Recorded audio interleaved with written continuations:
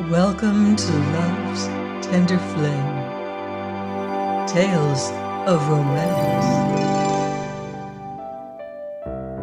I'm Mardell, reading Roast Beef Medium by Edna Ferber.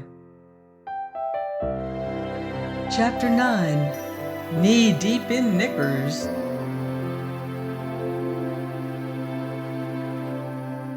When the column of figures under the heading known as Profits and the column of figures under the heading known as Loss are so unevenly balanced that the wrong side of the ledger sags, then to the listening stockholders there comes the painful thought that at the next regular meeting it is perilously possible that the reading may come under the heads of assets and liabilities. There had been a meeting in the offices of the T.A. Buck Featherloom Petticoat Company, New York. The quarterly report had had a startlingly lopsided sound. After it was over, Mrs. Emma McChesney, secretary of the company, followed T.A. Buck, its president, into the big bright showroom. T.A. Buck's hands were thrust deep into his pockets. His teeth worried a cigar savagely.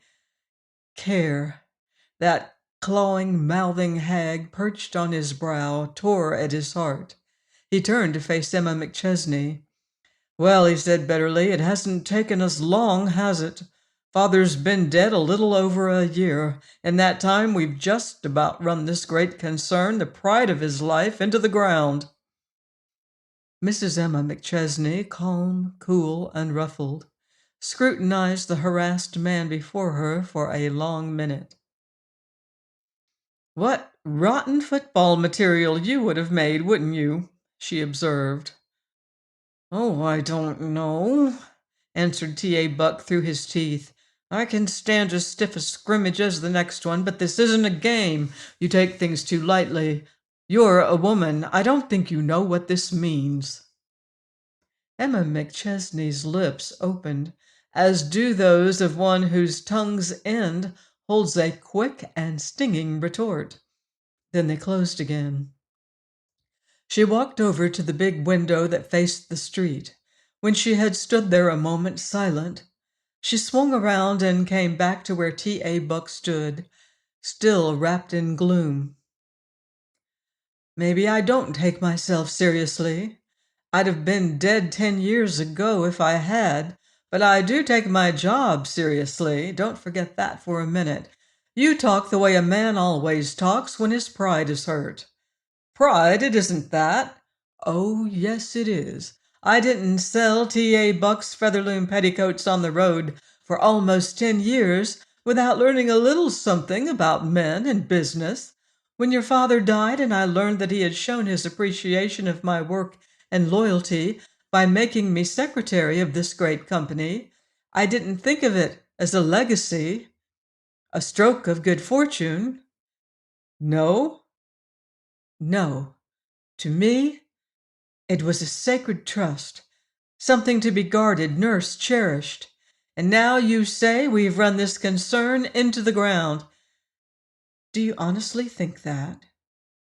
T.A. shrugged impotent shoulders. "Figures don't lie." He plunged into another fathom of gloom. "Another year like this and we're done for." Emma McChesney came over and put one firm hand on T.A. Buck's drooping shoulder. It was a strange little act for a woman, the sort of thing a man does when he would hearten another man. "Wake up," she said lightly. "Wake up and listen to the birdies sing. There isn't going to be another year like this. Not if the planning and scheming and brain racking that I've been doing for the last 2 or 3 months mean anything." T.A. Buck seated himself as one who was weary, body and mind. "Got another new one?" Emma McChesney regarded him a moment thoughtfully. Then she stepped to the tall showcase, pushed back the sliding glass door, and pointed to the rows of brilliant-hued petticoats that hung close packed within. Look at 'em, she commanded, disgust in her voice. Look at 'em. T.A. Buck raised heavy, lackluster eyes and looked. What he saw did not seem to interest him. Emma McChesney drew from the rack a skirt of king's blue satin messaline and held it at arm's length. And they call that thing a petticoat. Why, 15 years ago, the material in this skirt wouldn't have made even a fair-sized sleeve. T.A. Buck regarded the petticoat moodily. I don't see how they get around in the darn things. I honestly don't see how they wear 'em. That's just it. They don't wear 'em. There you have the root of the whole trouble. Oh, nonsense, disputed T.A. They certainly wear something, some sort of. I tell you, they don't. Here, listen. 3 years ago, our taffeta skirts ran from 36 to 38 yards to the dozen. We paid from 90 cents to $1.05 a yard. Now, our skirts run from 25 to 28 yards to the dozen. The silk costs us from 50 to 60 cents a yard. Silk skirts used to be a luxury, now they're not even a necessity. Well, what's the answer? I've been pondering some petticoat problems myself. I know we've got to sell 3 skirts today to make the profit we used to make on one 3 years ago. Emma McChesney had the brave-heartedness to laugh. This skirt business reminds me of a game we used to play when I was a kid. We called it Going to Jerusalem, I think. Anyway, I know each child sat in a chair except the one who was it. There was a wild scramble in which the one who was it took part. When the hurly-burly was over, some child was always chairless, of course. He had to be it. That's the skirt business today. There aren't enough chairs to go around, and in the scramble, somebody's got to be left out. And let me tell you here and now that the firm of T.A. Buck Featherloom Petticoats is not going to be it. T.A. rose as wearily as he had sat down. Even the most optimistic of watchers could have discerned no gleam of enthusiasm on his face. I thought, he said listlessly, that you and I had tried every possible scheme to stimulate the skirt trade. Every possible one, yes, agreed Mrs. McChesney sweetly. And now it's time to try the impossible. The possibilities haven't worked. My land, I could write a book on the decline and fall of the petticoat, beginning with the billowy white muslin variety and working up to the present slinky messaline affair. When I think of those dear dead days of the glorious past when the hired girl used to complain and threaten to leave because every woman in the family had at least 3 ruffled, embroidery-flounced white muslin petticoats on the line on Mondays. The lines about T.A. Buck's mouth relaxed into a grim smile. Remember that feature you got them to run in the Sunday Sphere, the one headed Our Skirts Growing Fuller and Where? Do I remember it? Wailed Emma McChesney. And can I ever forget the money we put into that fringed model we called the Carmencita? We made it up so it could retail for $1.95. I could have sworn that women would maim each other to get it. But it didn't go. They won't even wear fringe around their ankles. T.A.'s grim smile stretched into a reminiscent grin. But nothing in our whole hopeless campaign could touch your Municipal Purity League agitation for the abolition of the form-hugging skirt. You talked public morals until you had A. Comstock and Lucy Page Gaston looking like Parisian Apaches. A little laugh rippled up to Emma McChesney's lips, only to die away in a sigh. She shook her head in sorrowful remembrance. Yes, but what good did it do? The newspapers and magazines did take it up, but what happened? The dressmakers and tailors, who were charging more than ever for their work, and putting in half as much material, got together and knocked my plans into a cocked hat. in answer to those snapshots showing what took place every time a woman climbed a car step, they came back with pictures of the styles of 61, proving that the streetcar effect is nothing to what happened to a belle in 61 if she chanced to sit down or get up too suddenly in the hoop skirt days. They were both laughing now like a couple of children. And oh, say, gasped Emma, remember Mo Seelig at the Fine Form Skirt Company trying to get the doctors to state that hobble skirts were making women knock-kneed? Oh, oh, mercy. But their laugh ended in a little rueful silence. It was no laughing matter, this situation. T.A. Buck shrugged his shoulders and began a restless pacing up and down. Yep, there you are. Meanwhile, women are still wearing 'em tight and going petticoatless. Suddenly, T.A. stopped short in his pacing and fastened his surprised and interested gaze on the skirt of the trim and correct little business frock that sat so well upon Emma McChesney's pretty figure. Why, look at that! He exclaimed and pointed with one eager finger. Mercy! Screamed Emma McChesney. What is it? Quick, a mouse? T.A. Buck shook his head impatiently. Mouse? Lord, no! Plates! Plates? She looked down bewilderedly. Yes, in your skirt. 3 plates at the front left and 3 in the back. That's new, isn't it? If outer skirts are being made fuller, then it follows. It ought to follow, interrupted Emma McChesney, but it doesn't. It lags way behind. These plates are stitched down, see? That's the fiendishness of it. And the petticoat underneath, if there is one, must be just as smooth and unwrinkled and scant as ever. Don't let 'em fool you. Buck spread his palms with a little gesture of utter futility. I'm through. Out with your scheme. We're ready for it. It's our last card, whatever it is. There was visible on Emma McChesney's face that little tightening of the muscles, that narrowing of the eyelids which betokens intense earnestness, the gathering of all the forces before taking a momentous step. Then just as quickly her face cleared. She shook her head with a little air of sudden decision.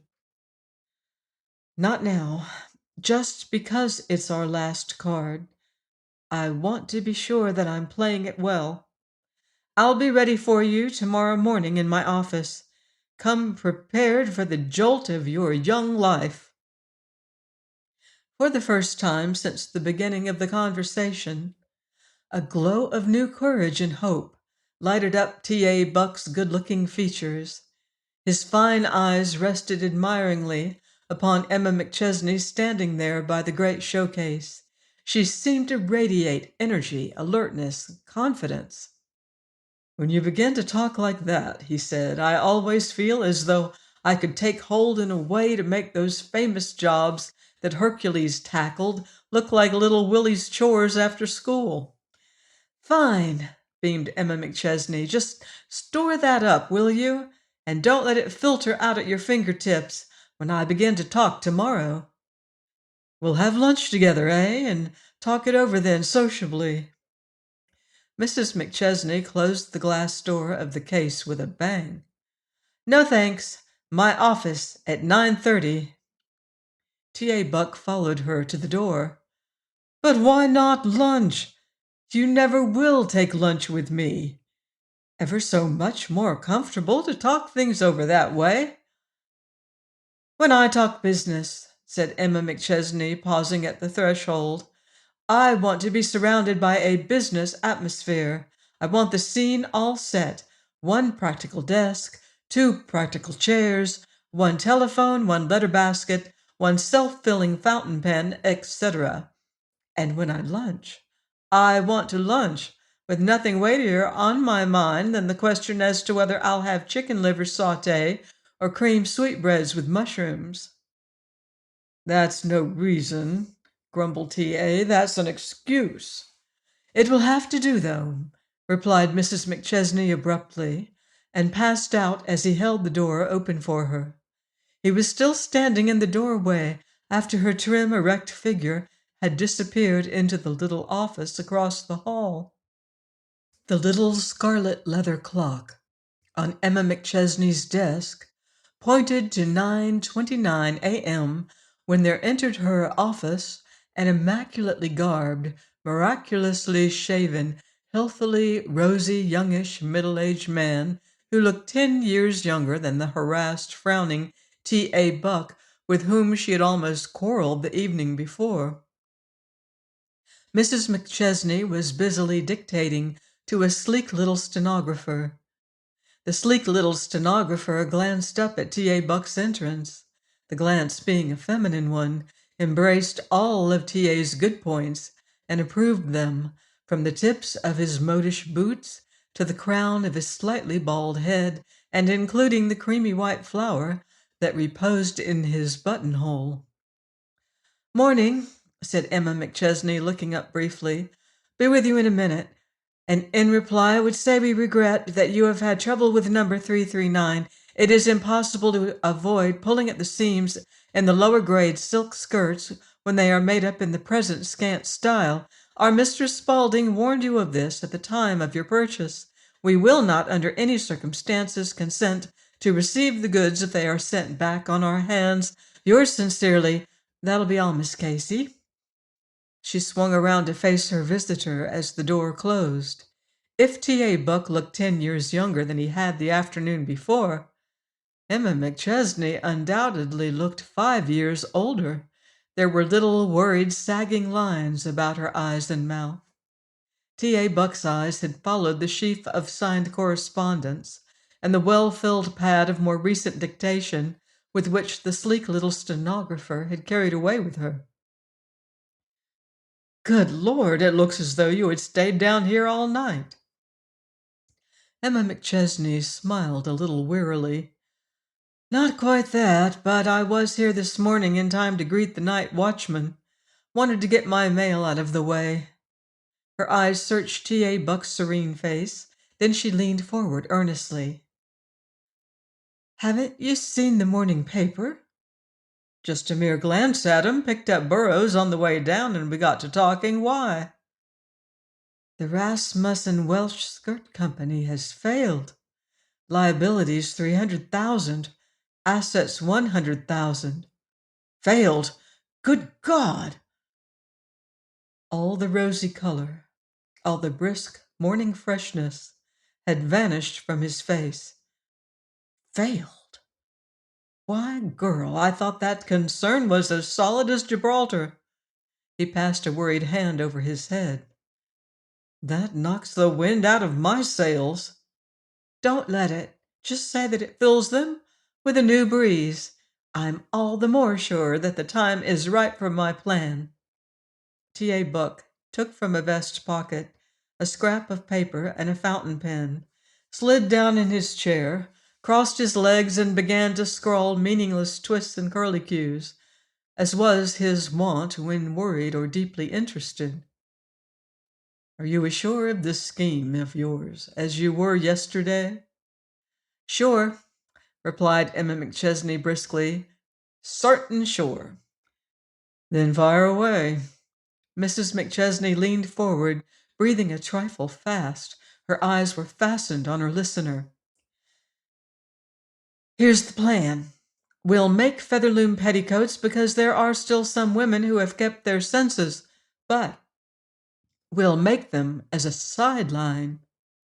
The thing that has got to keep us afloat until full skirts come in again will be a full and complete line of women's satin musseline knickerbockers made up to match any suit or gown, and a full line of pajamas for women and girls. Get the idea? Scant, smart, trim little taupe gray musseline knickers for a taupe gray suit, blue musseline for blue suits, brown musseline for brown."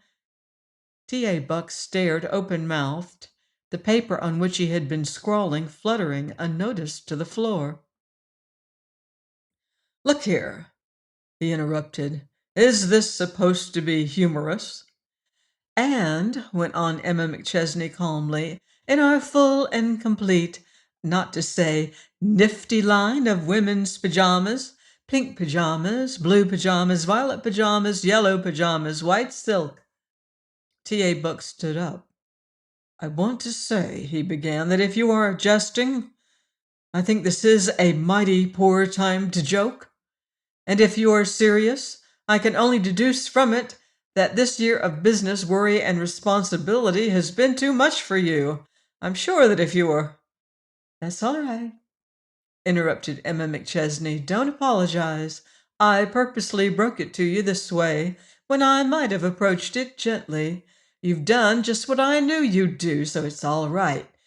After you've thought it over and got sort of chummy with the idea, you'll be just as keen on it as I am. Never! Oh, yes, you will. It's the knickerbocker end of it that scares you. Nothing new or startling about pajamas, except that more and more women are wearing them, and that no girl would dream of going away to school without her 6 sets of pajamas. Why, a girl in a regulation nightie at one of their midnight spreads would be ostracized. Of course, I've thought up a couple of new kinks in 'em, new ways of cutting and all that, and there's one model, a washable crepe for traveling, that doesn't need to be pressed. But I'll talk about that later. T.A. Buck was trying to put in a word of objection, but she would have none of it. But at Emma McChesney's next words, his indignation would brook no barriers. Now, she went on, the feature of the Knickerbockers will be this. They've got to be ready for the boys' spring trip, and in all the larger cities, especially in the hustling Midwestern towns and along the coast, too, I'm planning to have the Knickerbockers introduced at private and exclusive exhibitions and worn by, get this please, worn by living models. One big store in each town, see? Half a dozen good-looking girls. Never! Shouted T.A. Buck, white and shaking. Never!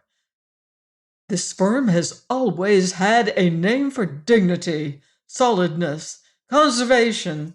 Then it's just about time it lost that reputation. It's all very well to hang on to your dignity when you're on solid ground, but when you feel things slipping from under you, the thing to do is to grab onto anything that'll keep you on your feet for a while at least.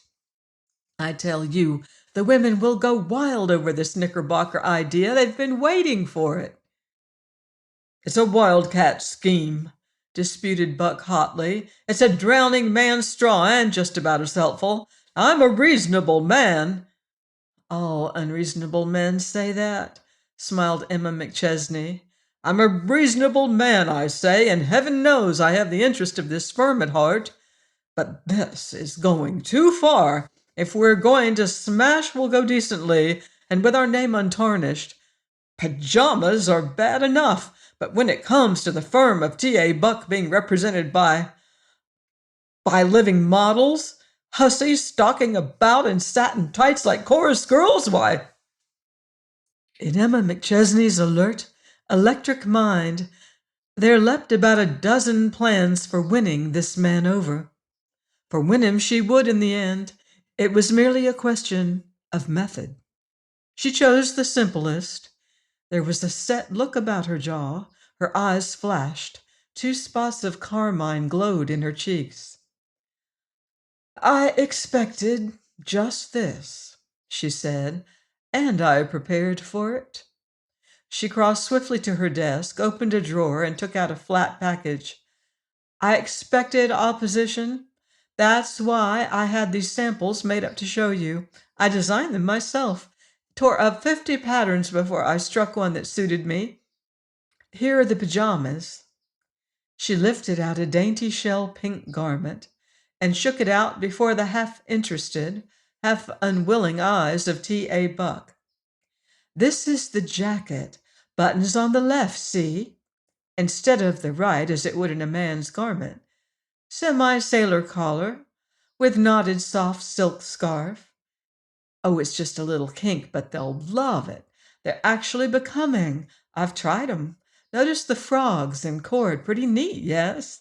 A slight flare at the hips makes 'em set and hang right, perfectly straight like a man's coat. T.A. Buck eyed the garments with a grudging admiration. Oh, that part of it don't sound so unreasonable, although I don't believe there is much of a demand for that kind of thing. But the knickerbocker things, that's not even practical. It will make an ugly garment, and the woman who would fall for a fad like that wouldn't be of the sort to wear an ugly piece of lingerie. It isn't to be thought of seriously. Emma McChesney stepped to the door of the tiny washroom of her office and threw it open. Miss Lenoyes, we're ready for you. And there emerged from the inner room a trim, lithe, almost boyishly slim figure, attired in a bewitching, skittish-looking garment consisting of knickerbockers and snug brassiere of king's blue satin messaline. Dainty black stockings and tiny buckled slippers set off the whole effect. Miss Lenoyes, said Emma McChesney almost solemnly, this is Mr. T.A. Buck, president of the firm. Miss Lenoyes of the Gay Social Whirl Company. Miss Lenoyes bowed slightly and rested one white hand at her side in an attitude of nonchalant ease. Pleased, I'm sure, she said in a high, clear voice. And charmed, replied T.A. Buck, his years and breeding standing him in good stead now. Emma McChesney laid a kindly hand on the girl's shoulder. Turn slowly, please. Observe the absence of unnecessary fullness about the hips or at the knees. No wrinkles to show there. No man will ever appreciate the fine points of this little garment but the women. To the left, Miss Noyes. You'll see it fastened snug and trim with a tiny clasp just below the knees. This garment has the added attraction of being fastened to the upper garment, a tight satin brassiere. The single unattached garment is just as satisfactory, however. Women are wearing plush this year, not only for the street, but for evening dresses. I rather think they'll fancy a snappy little pair of yellow satin knickers under a gown of the new orange plush, or a taupe pair under a gray street suit, or a natty little pair of black satin, finished and piped in white satin, to be worn with a black and white shopping costume. Why, I haven't even worn a petticoat since I— Do you mean to tell me, burst from the long-pent T.A. Buck, that you wear 'em too? Crazy about 'em. Miss Lenoyes, will you just slip on your street skirt, please? She waited in silence until the demure Miss Lenoyes reappeared. A narrow, straight-hanging, wrinkleless cloth skirt covered the much-discussed undergarment. Turn slowly, please. Thanks. You see, Mr. Buck? Not a wrinkle. No bunchiness, no lumps, no crawling up about the knees. Nothing but ease and comfort and trim good looks. T.A. Buck passed his hand over his head in a dazed, helpless gesture. There was something pathetic in his utter bewilderment and helplessness, in contrast with Emma McChesney's breezy self-confidence and the showgirl's cool poise and unconcern. Wait a minute, he murmured almost pleadingly. Let me ask a couple of questions, will you? Questions? 100. That proves you're interested. Well, then, let me ask this young lady, the first one, Miss, Lenoyes. Do you honestly and truly like this garment? Would you buy one if you saw it in a shop window? Miss Lenoyes' answer came trippingly and without hesitation. She did not even have to feel of her back hair first. Say, I'd go without my lunch for a week to get it. Mrs. McChesney says I can have this pair. I can't wait till our prima donna sees 'em. She'll hate me till she's got a dozen like 'em. Next, urged Mrs. McChesney pleasantly, but T.A. Buck shook his head. That's all, only. Emma McChesney patted Miss Lanois lightly on the shoulder and smiled dazzlingly upon her. Run along, little girl, you've done beautifully, and many thanks. Miss Lanois, appearing in another moment dressed for the street, stopped at the door to bestow a frankly admiring smile upon the abstracted president of the company, and a grateful one upon its pink-cheeked secretary. Hope you'll come and see our show some evening. You won't know me at first because I wear a blonde wig for the first scene, third from the left, front row. And to Mrs. McChesney, I certainly did hate to get up so early this morning, but after you're up, it ain't so fierce. And it certainly was easy money. Thanks.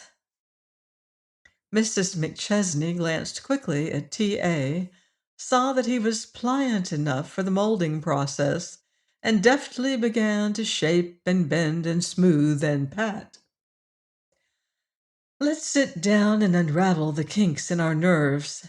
Now, if you do favor this new plan, oh, I mean after you've given it consideration and all of that, yes, indeed, but if you do, I think it would be good policy to start the game in, say, Cleveland. The Kaufman Oster Company of Cleveland have a big, snappy, up-to-the-minute store. We'll get them to send out announcement cards, something neat and flattering looking. See? A little stage all framed up, scene set to show a bedroom or boudoir, then thin girls, plump girls, short girls, high girls. They'll go through all the paces. We won't only show the knickerbockers. We'll demonstrate how the ordinary petticoat bunches and crawls up under the heavy plush and velvet top skirt. We'll show 'em in street clothes, evening clothes, afternoon frocks, each one in a different shade of satin knicker, and silk stockings and cunning little slippers to match. The store will stand for that. It's a big ad for them, too. Emma McChesney's hair was slightly tousled. Her cheeks were carmine. Her eyes glowed. Don't you see? Don't you get it? Can't you feel how the thing's going to take hold? By gad, burst from T.A. Buck. I'm darned if I don't believe you're right. Almost. But are you sure that you believe? Emma McChesney brought one little white fist down into the palm of the other hand. Sure?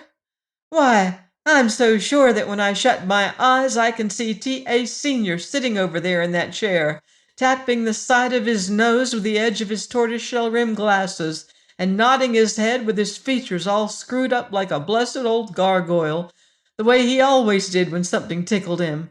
That's how sure I am. T.A. Buck stood up abruptly. He shrugged his shoulders. His face looked strangely white and drawn. I'll leave it to you. I'll do my share of the work. But I'm not more than half convinced, remember? That's enough for the present, answered Emma McChesney briskly. Well, now, suppose we talk machinery and girls and cutters for a while. 2 months later found T.A. Buck and his sales manager both shirt-sleeved, both smoking nervously, as they marked ticketed, folded, arranged. They were getting out the travelers' spring lines.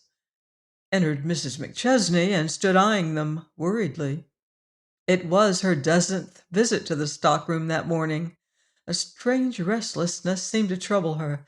She wandered from office to showroom, from showroom to factory. What's the trouble? Inquired T.A. Buck, squinting up at her through a cloud of cigar smoke. Oh, nothing, answered Mrs. McChesney, and stood fingering the piles of glistening satin garments, a queer, far-away look in her eyes.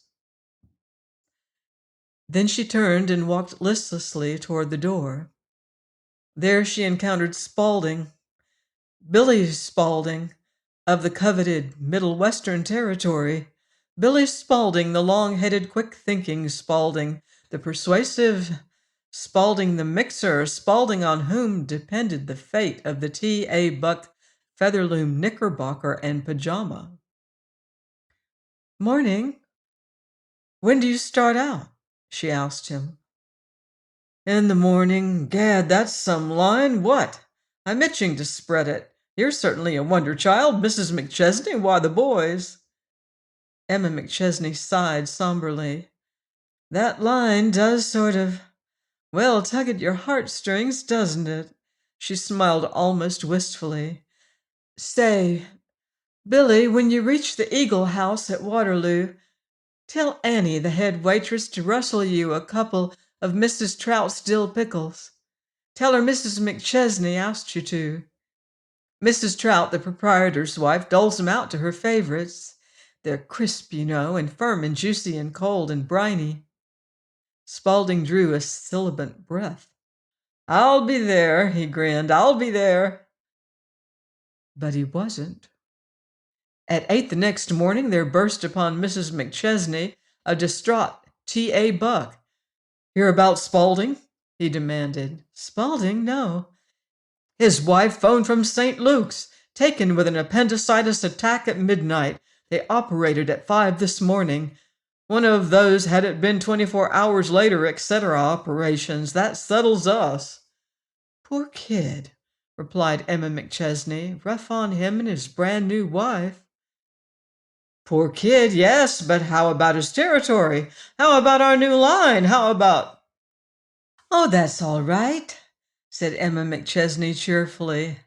I'd like to know how we haven't a man equal to the territory. He's our one best bet. Oh, that's all right, said Mrs. McChesney again smoothly. A little impatient exclamation broke from T.A. Buck.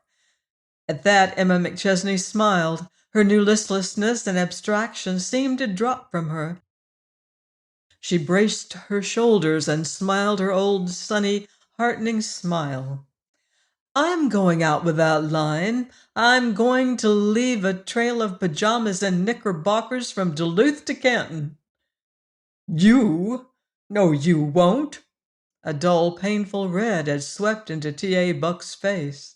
It was answered by a flood of scarlet in Mrs. McChesney's countenance.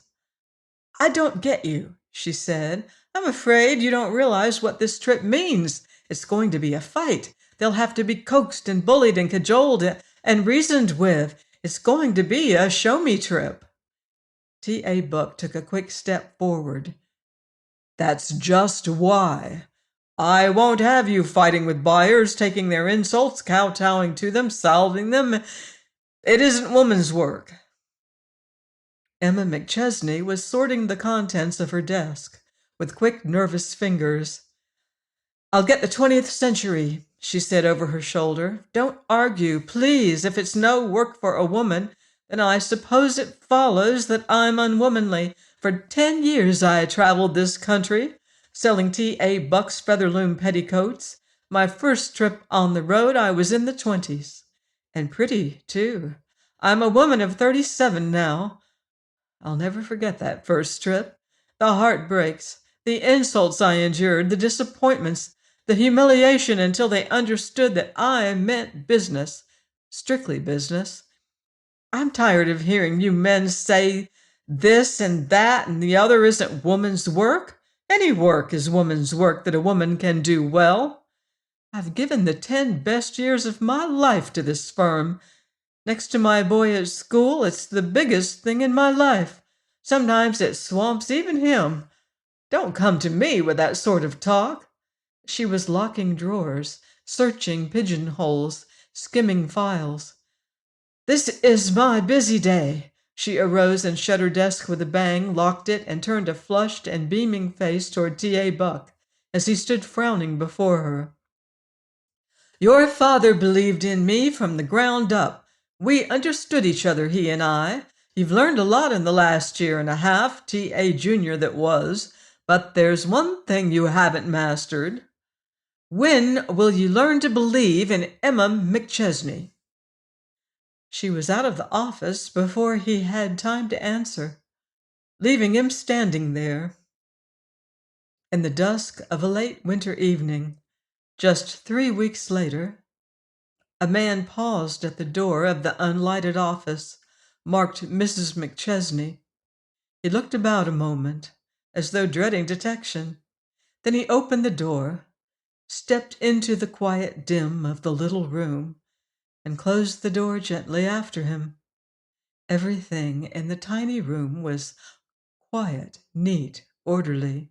It seemed to possess something of the character of its absent owner. The intruder stood there a moment, uncertainly looking about him. Then he took a step forward and laid one hand on the back of the empty chair before the closed desk. He shut his eyes, and it seemed that he felt her firm, cool, reassuring grip on his fingers as they clutched the wooden chair. The impression was so strong that he kept his eyes shut, and they were still closed when his voice broke the silence of the dim, quiet little room. "Emma McChesney," he was saying aloud. "Emma McChesney, you great, big, fine, brave, wonderful woman, you. I believe in you now. Dad and I both believe in you." Join me next week on Love's Tender Flame for more romance in Roast Beef Medium by Edna Ferber. Until then, love deeply and live beautifully.